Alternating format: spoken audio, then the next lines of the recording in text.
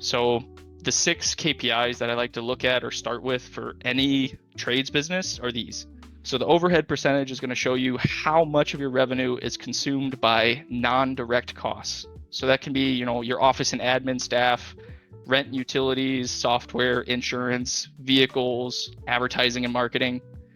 So your overhead percentage is calculated as your total overhead expenses divided by the revenue times 100. That's just revenue times 100, convert it to a percentage.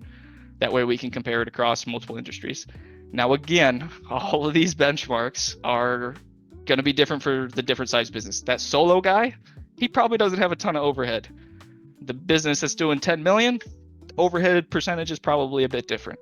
But in general, if you're above like 25, 30% on that overhead, we probably should understand why and make sure that we're comfortable with that, because ultimately lowering that overhead percentage goes right to the bottom line.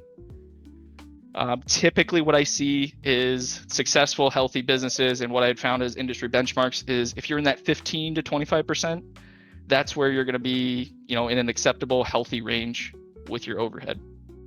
And then if you're less than 15%, that's really best in class. That's going to be either like solo operators or really, really, really large businesses that are super efficient.